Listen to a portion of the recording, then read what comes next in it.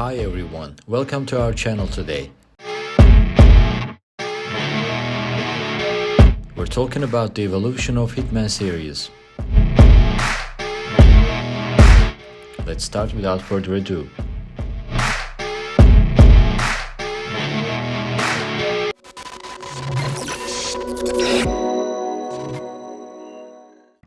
Hitman, codename 47. The first game was never released on another platform aside from the PC. It laid the groundwork for what would become a great series using several mechanics like talking and using disguises, the concealed sniper rifle, and the need for stealth.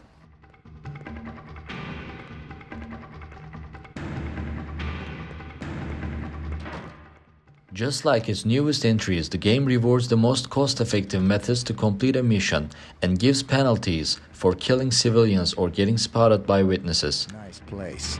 Yes, sir. Is this your first visit to Hong Kong? Yeah, unfortunately, I have to settle an account, so there'll be no... Unfortunately, many of these mechanics feel antiquated by today's gamer standards, making the game feel unpolished. On the second floor, worth your while. I'll put your drink on your bill, Mr.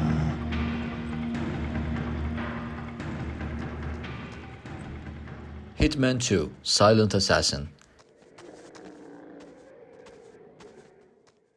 Released on the PC, PlayStation 2, GameCube, and the Xbox, Hitman 2 offered players a true sandbox experience that became the standard for the series going forward.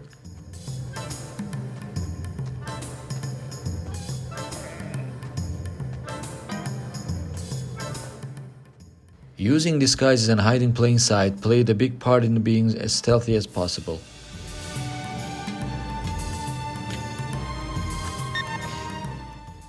Additionally, Hitman 2 has a variety of ways to eliminate targets and achieve the silent assassin grade, from poisoning drinks, setting up traps, or sniping from a distance. Players can even run in and use an aggressive approach, but the reward comes in being the assassin Agent 47. Oh.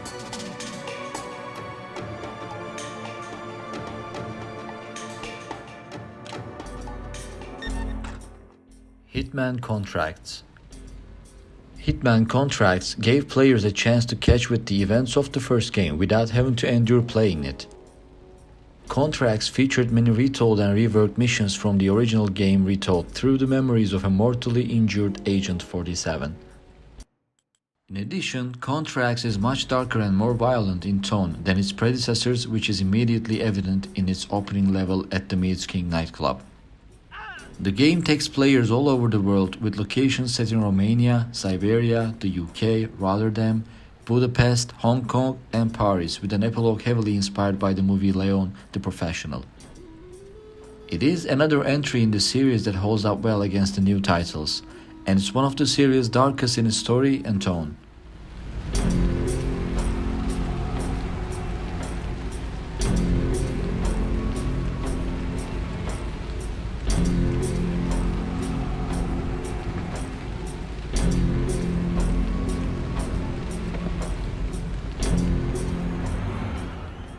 Hitman Blood Money.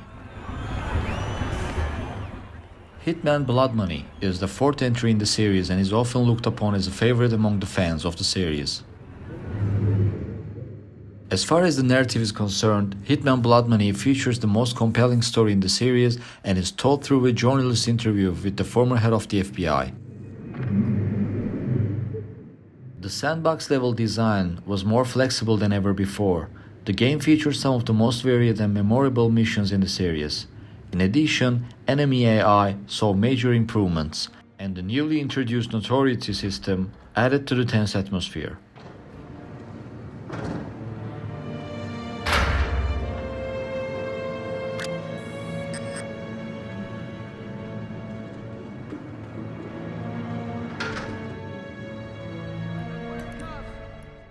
Hitman Absolution. The level design felt more linear than ever before, and the locations aside from Hunter and Hunted lacked a lot of variety and scope that is synonymous with the series. Furthermore, during the later stages of the game, Agent 47 will often find himself forced into frustrating and avoidable firefights, losing sight of why fans loved the series so much to begin with.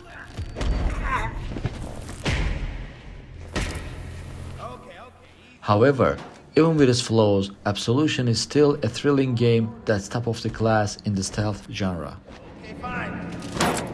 It's your message.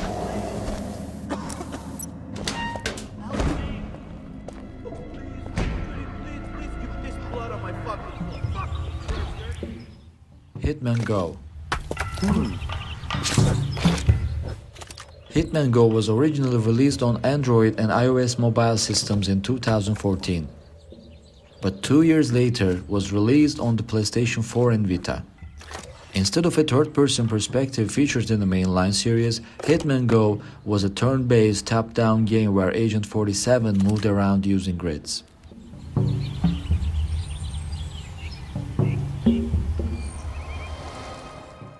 Hitman Sniper. Hitman Sniper was released in 2015 for iOS and Android systems. It's a spin-off title that works similarly to the Hitman Sniper Assassin mode in Hitman 2 and the standalone Sniper Challenge mode for Hitman Absolution. Contract complete, Agent 47. Starting extraction procedure.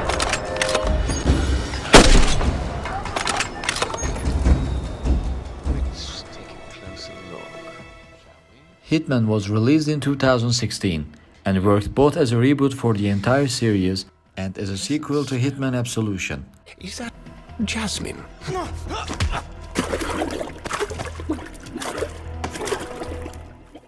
The game went back to its roots with non-linear sandboxes with levels so large and filled with content and replay value that it could rival most single-player experiences. Target down. Now on to Jordan Cross. The game was originally released as episodic content which worked surprisingly well given the scale of each level. The structured release schedule allowed players to fully explore each level and see and do everything on offer.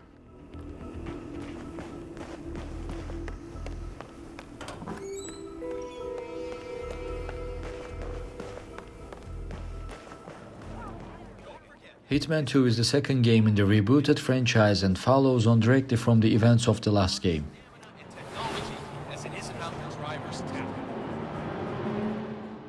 This time, developers IO Interactive ditched the episodic nature in favor of a full game, and the levels are just as large as the first game, but more refined and more detailed than ever. Every mission will take players hours to discover and understand everything that's going on and where the openings are. Then there's added replay value with new objectives unlocking at the end of missions, giving way to even more opportunities to experiment with the endless cause and effect scenarios that play out.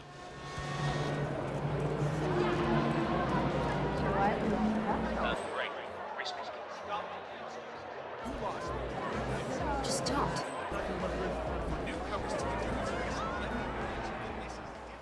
The final part in the World of Assassination trilogy, Hitman 3 is arguably the best entry in the series.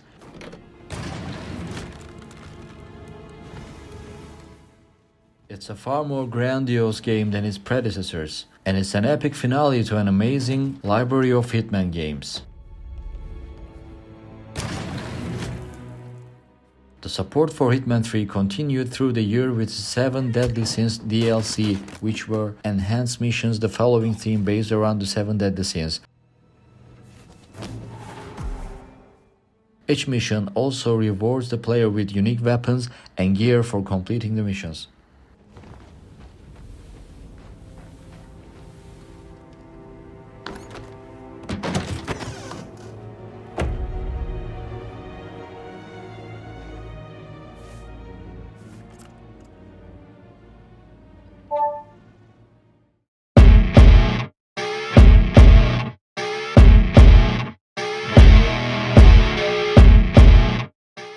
Which game do you like the most? Please tell us in the comments.